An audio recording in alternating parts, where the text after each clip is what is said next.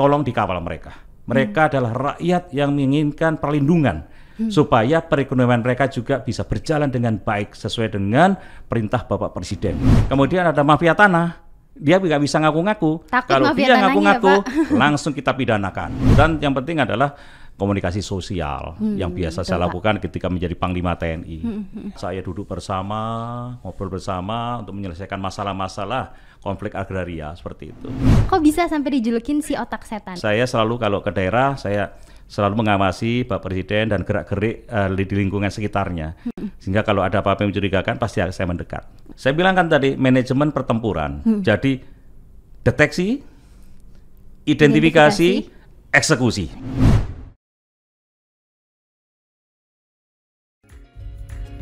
Bincang-bincang seru di podcast kabinet dan setiap mari dengarkan diskusi hangat berakhir. Halo kawan kabinet, ketemu lagi di podcast Kabinet dan Sekretariat Kabinet. Saya Nadira dari Sekretariat Kabinet yang akan menjadi host kamu pada episode podcast kali ini. Untuk kawan kabinet yang mungkin belum tahu apa sih podcast itu, jadi podcast adalah podcast resmi Sekretariat Kabinet yang berisi ngobrol-ngobrol dan diskusi tentang berbagai topik, mulai dari kebijakan pemerintah, hot issue yang sedang berkembang di masyarakat, sampai profil para menteri, yang tentunya dikemas dengan penyampaian yang ringan dan santai. Nah, hari ini tamu saya adalah sosok yang sangat spesial. Kisah perjalanan hidupnya juga gak kalah spesial kawan kabinet. Beliau memulai karirnya di TNI Angkatan Udara sampai mendapuk pucuk pimpinan TNI tertinggi sebagai Panglima TNI pada tahun 2017 sampai dengan tahun 2021. Nah, baru-baru ini beliau dilantik sebagai salah satu menteri di Kabinet Indonesia Maju. Semua pencapaian hidupnya ini ternyata gak didapatkan dengan mudah loh kawan kabinet, tapi melalui proses yang berliku-liku dan juga jatuh bangun. Pasti pada udah gak sabar kan dengar ceritanya langsung? Kita sambut aja ya Menteri Agraria dan Tata Ruang atau Kepala BPN Bapak Hadi Cahyanto. Siap Bapak? Assalamualaikum Pak Hadi. Waalaikumsalam warahmatullahi wabarakatuh. Bonjour, comment allez-vous? Oh, Paris Français? Bapak.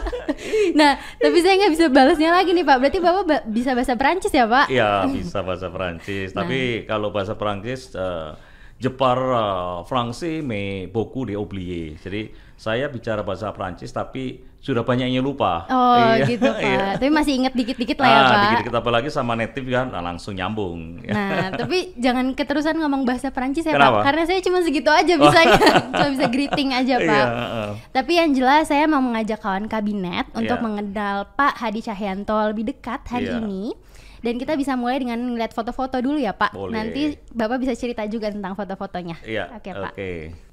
Nah, ada apakah dengan belut ini Pak? Iya, ini jadi kalau saya ngelihat belut seperti di gambar itu ya, saya ingat masa kecil saya karena saya hidup di kalangan ya mungkin ekonomi paling rendah mungkin ya.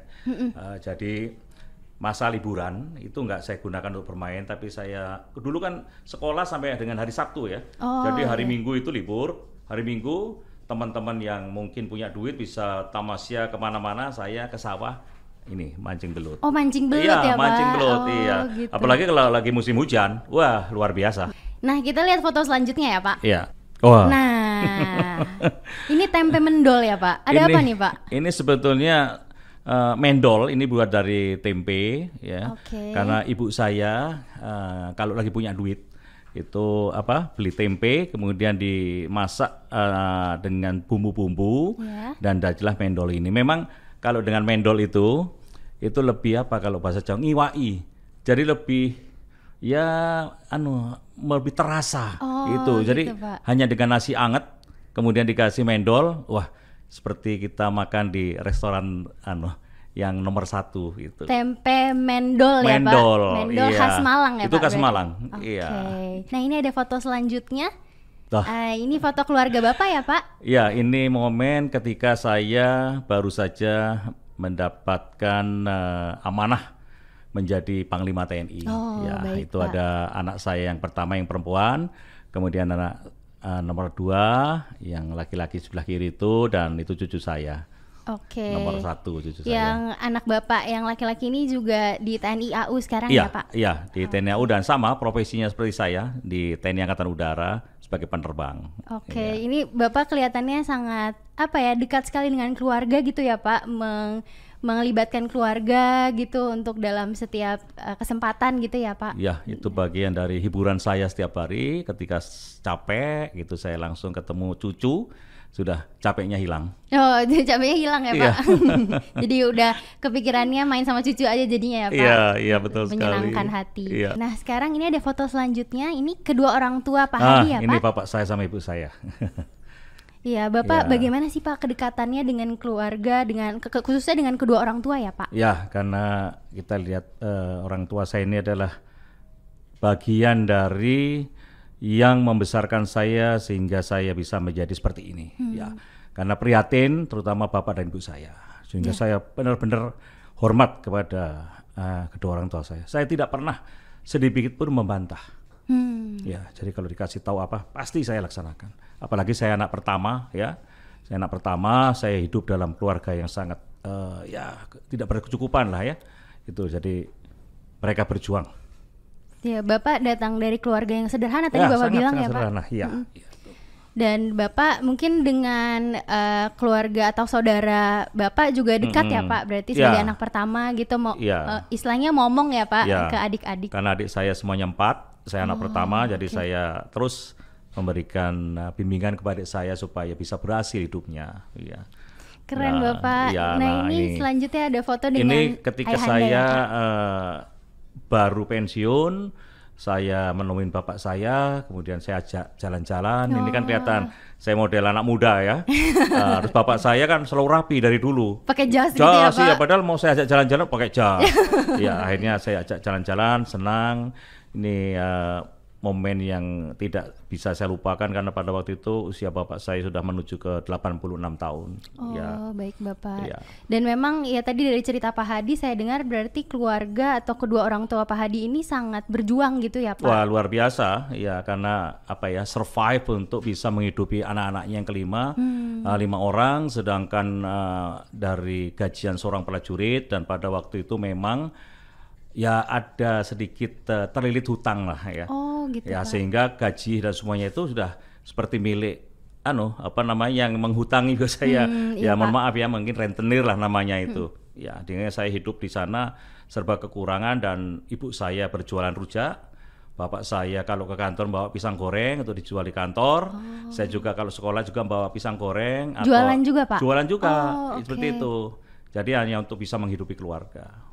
Ya. Pak, kelihatannya memang struggling sekali ya Pak di masa-masa itu. Dan tapi ada nggak sih Pak mungkin momen yang tidak terlupakan gitu buat Pak Hadi bersama keluarga? Ya, yang bentuk karakter saya adalah kedua orang tua saya dan lingkungan ya. Lingkungan situasi seperti itu, sehingga orang tua saya selalu mengatakan jadi orang harus jujur. Ya. Kemudian yang kedua, menjadi orang itu harus berbuat baik sama siapa saja walaupun kita orang tidak punya. Nah, dua pesan itulah yang sampai sekarang saya bawa. Karena saya pada waktu itu memang ditempa dalam kondisi susah, sehingga 2 pesan itu benar-benar masuk di jiwa saya dan saya tidak bisa menghilangkan 2 itu. Jadi pedoman hidup ya Pak?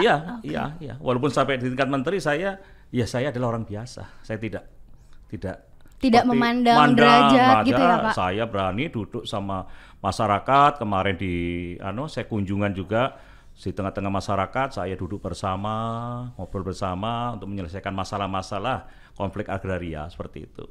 Ini saya jadi terharu banget nih Pak, dan jadi rindu orang tua juga karena dengar cerita Pak Hadi.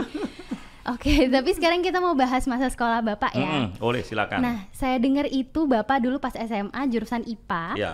Terus Bapak dijuluki oleh teman-teman sekolah sebagai si otak setan, Pak. Nah, itu gimana ceritanya sih Pak? Kok bisa sampai dijulukin si otak setan? Ya, jadi berangkat dari situasi ekonomi yang kurang ya, sehingga teman-teman saya kalau belajar dia memiliki literatur yang banyak. Karena apa? Punya duit sehingga dia beli. Nah, saya bagaimana caranya juga bisa mengetahui literatur itu tanpa saya memiliki buku, sehingga saya main ke rumah teman, belajar bersama, dia baca saya dengarkan, dia ngobrol saya dengarkan, ya kan? Apalagi ada pelajaran yang sangat susah pada waktu itu kan kimia ya. Kimia harus menghitung dan sebagainya. Sama, saya juga ngerasa kimia susah banget, Pak. Itu seperti itu. Saya ngelihat bagaimana rumusnya dan harus beli tabel itu kan yang kimia. Oh iya, tabel periodik ya, Pak. Periodik. Saya kan nggak bisa. Ya, akhirnya saya gambar sudah. Saya ingat-ingat. Ya, Pak? Saya ingat-ingat. Oke. Nah, di sekolah setiap ujian saya nilainya selalu bagus. Lah, yang punya buku itu selalu di bawah saya.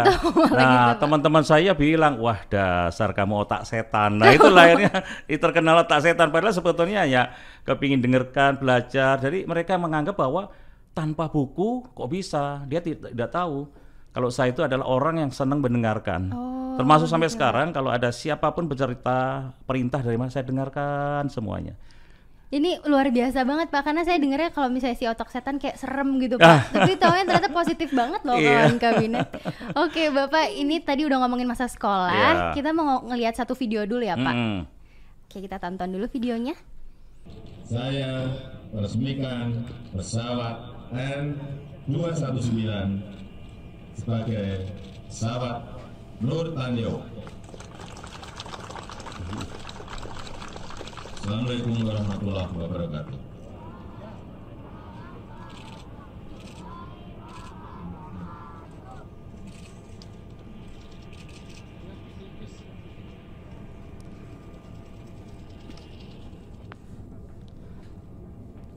Nah, itu dia videonya yang sempat viral Pak, tahun 2017.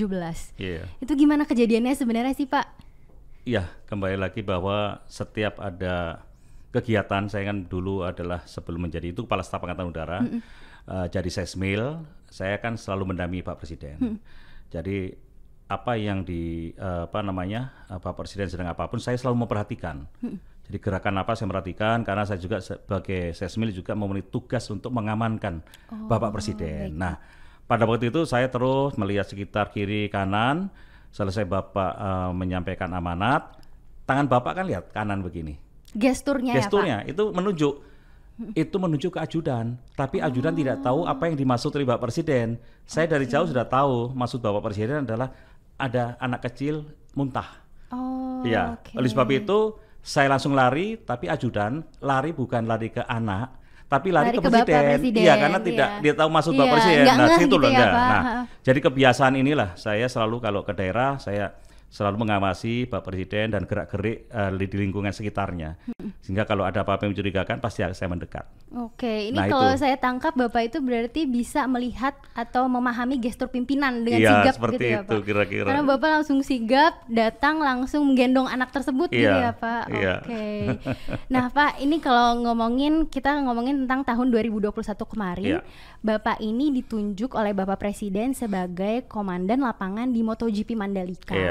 Dan ini acara yang begitu megah dan keberhasilan penyelenggarannya ini ya semacam menorehkan tinta emas gitu Pak untuk Indonesia. Saya mau ngucapin selamat dulu nih Pak untuk Bapak. Terima kasih banyak Dira. Ya, dan kemudian Bapak juga punya peran penting tentunya di acara tersebut. Tapi ada nggak sih Pak mungkin satu momen yang menurut Bapak tidak terlupakan selama menjadi komandan acara tersebut? Iya, memang ada satu momen yang saya tidak lupa ketika pada hari H sebelum Bapak Presiden datang, pagi-pagi saya sudah di lapangan.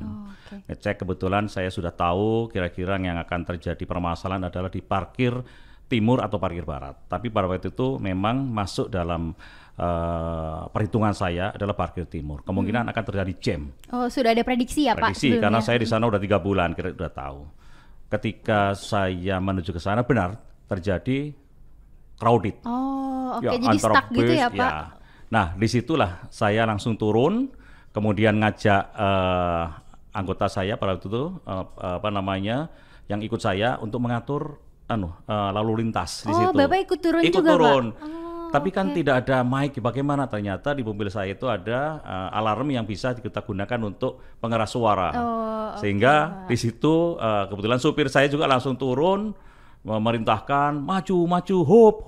Nah itu saya ketawa. Waduh, ini kesan yang benar-benar tidak bisa saya lupakan. Saya turun, ngajak anak buah, langsung ngatur lalu lintas dan kami bersyukur lalu lintas semuanya bisa berjalan dengan lancar. Alhamdulillah ya Pak, jadi lancar lagi. Nah ini ya Pak, ada beberapa foto-fotonya Bapak ada di MotoGP Mandalika sebagai komandan lapangan. Dan ini terlihat ceria sekali nih Pak, di sini sedang. Ya, dengan Pak Kapolda ini, ya, kemudian Kadisub, karena ini sudah kurang lebih 2 minggu sebelum hari H. Saya ngecek di lapangan, semuanya berjalan lancar sesuai dengan skenario saya. Jadi saya ketemu mereka, saya senang. Mudah-mudahan 2 minggu lagi apa yang kita rencanakan ini bisa berjalan dengan lancar. Alhamdulillah. Dan saya sudah tahu kira-kira akan terjadi apa, itu sudah tahu karena berdasarkan simulasi-simulasi. Sudah ada prediksi-prediksi sebelumnya gitu seperti ya Pak. Itu. Oke. Nah Bapak, sekarang kita mau bahas peran Bapak sebagai menteri. Pada tanggal 15 Juni kemarin, Bapak ditunjuk atau dilantik oleh Bapak Presiden Jokowi sebagai Menteri Agraria dan Tata Ruang atau Kepala BPN. Pak. Dan ini mungkin amanah baru, jabatan baru yang berbeda dengan karir militer Bapak sebelumnya. Walaupun sama-sama mengabdi untuk bangsa dan negara ya Pak. Dan saya ingin tahu bagaimana sih Pak kesan Bapak saat ditunjuk oleh Bapak Presiden Jokowi sebagai Menteri ATR atau Kepala BPN ini? Ya, ketika itu saya H-1 sebelum dilantik, Spri telepon saya ketika itu jam 17:10, saya ingat saya sedang olahraga. Bapak masih inget jamnya ya Pak? Iya. Setelah itu ada berita masuk, saya lihat loh, kok dari Spri Presiden, saya tanya, kalau bisa 17.30 sudah di istana karena harus menghadap Bapak. Jadi sisa waktu kurang lebih 30 menit, saya langsung pakai baju, ngebut masuk istana. Di sini ditanya wartawan, Bapak mau jadi menteri? Oh, saya nggak tahu, saya kaget ini mau dipanggil presiden, saya nggak tahu mau jadi apa. Wartawan udah bertanya-tanya ya Pak? Iya, bertanya-tanya, saya terus terang nggak tahu. Nah, ketika disampaikan, diterima oleh Pak Presiden dan disampaikan akan mendapatkan jabatan baru sebagai Menteri ATR dan Kepala Badan Pertanahan Nasional.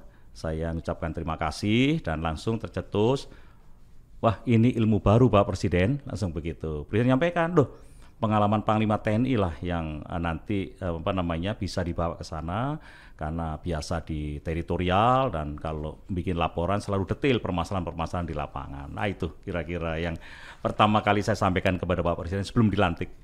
Baik Pak. Dan saya ingat setelah pelantikan kemarin itu, Bapak Presiden menyampaikan bahwa pengangkatan menteri baru ini berdasarkan pengalaman, rekam jejak dan juga skill manajerial gitu Pak. Ada nggak sih Pak mungkin pesan khusus dari Bapak Presiden mengenai amanah ini sebagai Menteri ATR atau Kepala BPN gitu Pak? Dan mungkin apakah Bapak punya strategi untuk menindaklanjutinya? Ya memang perintahnya adalah yang pertama agar program PTSL sertifikat ini dilanjutkan sesuai dengan target 126 juta.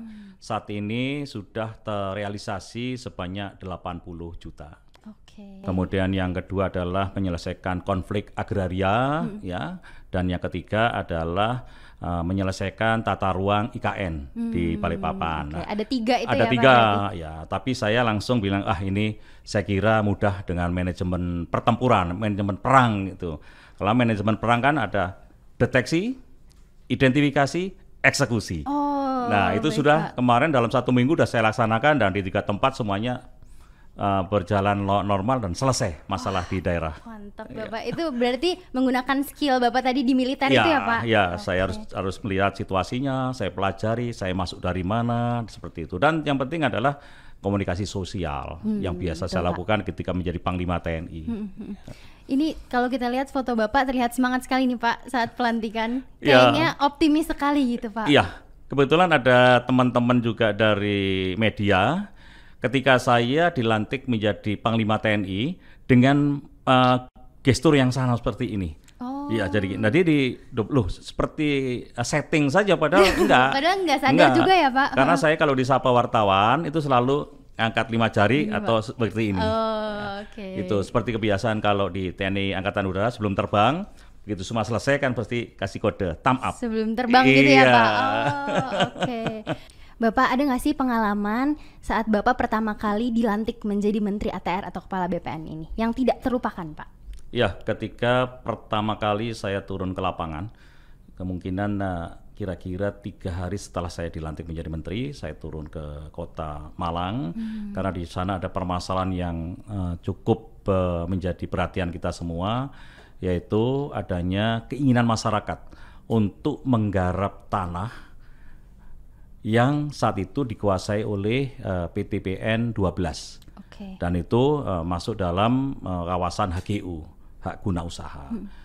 Dari 750 hektar itu sudah ditanami masyarakat, yaitu berupa tebu, kemudian ditanami singkong, dan ada talas ya, yang mereka selalu panen setiap musim panen. Okay. Namun dari pihak PTPN 12 menginginkan tanah itu menjadi tanah garapan mereka. Memang itu masuk dalam wilayah HGU, dan itu kan sudah ada roadmap untuk mereka menanam apa saja. Ya. Kemudian saya mulai pendekatan di PTPN 12 dan saya melakukan pendekatan ke rakyat, dan saya pada waktu itu menemui titik temu ya, bahwa musim panen saat ini silahkan dipanen semua. Saya sampaikan kepada masyarakat itu. Kemudian tidak ada yang mengganggu apabila masyarakat panen. Karena selama ini kan diganggu. Wah, ini milik ini. Walaupun dia mengatasnamakan seolah PTPN, padahal sebetulnya orang luar itu, iya kan? Nah, setelah saya angkat, kemudian saya juga memberikan permasalahan bahwa Bapak-Bapak dan Ibu sekalian, tanah ini sebetulnya adalah tanah milik PTPN 12. Ini HGU yang menjadi tanggung jawab PTPN. Oleh sebab itu, setelah musim panen ini, pihak PTPN akan berkoordinasi dengan ibu-ibu sekalian untuk bisa di KSO-kan, kerjasama operasi. Oke. Ya, kemudian tetapi nanti Bapak-Bapak dan Ibu sekalian, saya akan bicarakan kepada PTPN. Ya, nanamnya nanam apa? Harapan saya adalah masyarakat tetap diberikan kesempatan untuk nanam sesuai dengan skill mereka, yaitu nanam tebu, nanam singkong, dan nanam tanaman-tanaman lainnya. Kalau nanti diberikan perintah untuk menanam karet, skill mereka tidak mampu nanam karet. Sedangkan tebu, jagung ini adalah untuk kehidupan mereka. Tapi dengan catatan Bapak-Bapak dan Ibu sekalian ya, saya akan verifikasi. Betul nggak yang nanam ini adalah masyarakat sekitar sini? Siapa tahu ada orang di luar kampung. Setuju. Dia teriak gitu semua. Karena saya takutnya adalah 750 hektar ini sudah ada bandarnya dari luar yang hanya mempekerjakan mereka. Jadi merugikan masyarakat juga ya, lagi, Pak? Rugi lagi. Oleh sebab itu saya turunkanlah Satgas. Saya panggil dan Ramil, Dandim, kemudian Kapolres, Dandim, Kajari, tolong dikawal mereka. Mereka adalah rakyat yang menginginkan perlindungan supaya perekonomian mereka juga bisa berjalan dengan baik sesuai dengan perintah Bapak Presiden.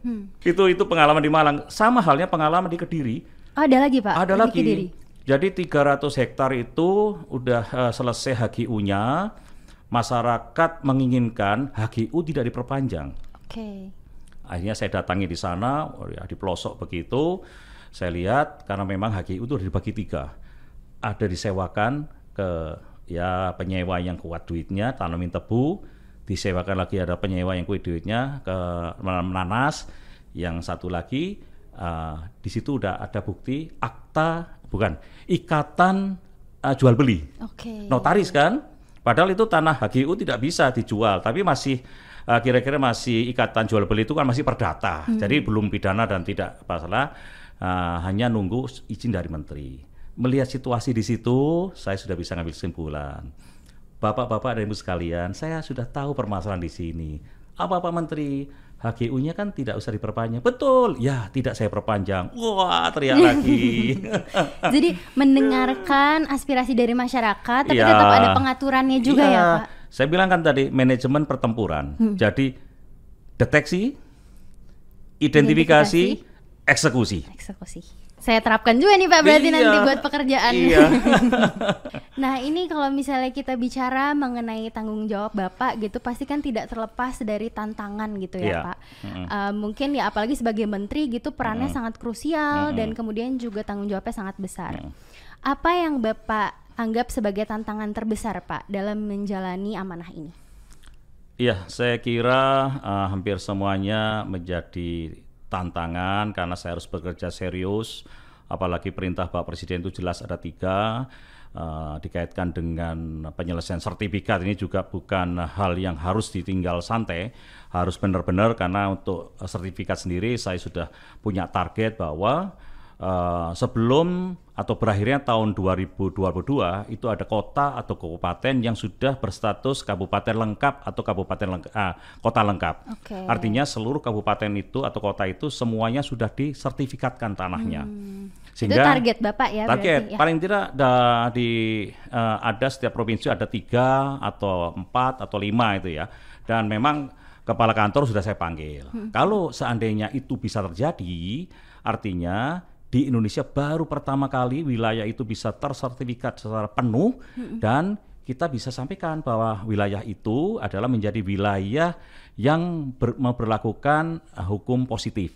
Artinya apa? Hukum positif ketika ada investor datang, tenang karena semua sudah tersertifikat dengan baik, aman. Ya, kemudian ada mafia tanah, dia nggak bisa ngaku-ngaku. Kalau dia ngaku-ngaku, langsung kita pidanakan. Ya betul. Itu yang target saya. Dan saat ini belum ada wilayah-wilayah yang memberlakukan hukum positif terkait dengan sertifikat tanah. Nah, kalau tadi ngomongin target Pak, kayak Bapak terlihat optimis sekali. Tapi kalau saya tanya kira-kira dari skala 1 sampai 100, kira-kira seberapa optimis Bapak untuk mencapai target tersebut? Untuk mencapai target, dengan kondisi saat ini dan situasi di lapangan yang ada, itu saya katakan 95% saya berani mengatakan itu. Kan yang 5% adalah persentase kegagalan, ada ini itu hanya kurang lebih 5%. Karena saya harus turun ke lapangan. Apa sih Pak sebetulnya yang menjadi perjuangan terbesar Bapak hingga titik saat ini? Saya lahir dari orang biasa. Kemudian saya tumbuh juga dengan serba kekurangan sehingga orang melihat saya pasti sebelah mata. Ya, alah kamu seperti itu masa bisa. Meremehkan ya Pak? Nah, dengan ketekunan saya optimis bahwa saya bisa meraih bintang. Itulah yang menguatkan dan termasuk doa orang tua. Karena setiap ada permasalahan saya sampaikan ke ibu saya, bapak saya, ora popo, itu bahasa Indonesianya ya tidak apa-apa, pasti akan ada jalan. Bapak sama ibu berdoa dari belakang. Nah, itu menguatkan, langsung bisa berhasil. Saya terharu lagi nih Pak mendengar cerita. Berarti doa orang tua itu sangat sangat ngena di Bapak dan berpengaruh gitu ya Pak. Betul sekali. Dan sampai sekarang Bapak. Saya rasakan itu. Hanya doa orang tua. Memang doa orang tua memang dahsyat. Oke Pak, ini dari tadi saya ngobrol sama Bapak, energi dan semangat positif Bapak itu nular ke saya. Dan saya ini sebagai perwakilan generasi muda jadinya kayak malu gitu Pak, kalau misalnya saya cuman males-malesan aja atau mungkin saya tidak berkontribusi untuk negara. Boleh dong Bapak kasih tipsnya buat kawan kabinet khususnya yang generasi muda, kalimat penyemangat juga supaya tetap tangguh dan juga semangat untuk berkontribusi untuk negara supaya nggak jadi kaum rebahan aja Pak. Saya senang kalau bicara dengan generasi milenial. Ya, saya selalu mengatakan fokus dengan pekerjaannya dan harus ciptakan inovasi. Tadi pagi saya manggil anggota saya yang milenial, saya challenge dia. Kamu bisa nggak merealisasikan keinginan saya bikin sertifikat secara elektronik? Bisa. 4 permintaan saya. Yang pertama adalah bisa mengimplementasikan tanda tangan elektronik. Kedua, bisa mengimplementasikan segel elektronik. Yang ketiga, bisa mengimplementasikan cap elektronik. Dan yang keempat, bisa mengimplementasikan materi elektronik. Kan ada materi yang elektronik ya. Pak. Saya bilang, kalau bisa seperti itu, maka kaum milenial sudah bisa mengamankan wilayah Indonesia, khususnya adalah kita mengamankan dari mafia tanah, ya kan, rakyat terlindungi dan sebagainya. Dan itu banyak menguntungkan karena apa? Karena kita ada yang mengaku milik tanah, kita dicek secara batas, gitu elektronik, Pak. Itu kelihatan batas, luas, koordinat, ini punya hati. Pak. Jadi digitalisasi itu penting juga ya Pak? Sangat penting. Sehingga begitu dicek lagi, benar punya hati, iya, mana orangnya? Ini Pak Seadi. Dicek, kan ada link dengan Kementerian Dalam Negeri, wajahnya, oh ya, miliknya hati.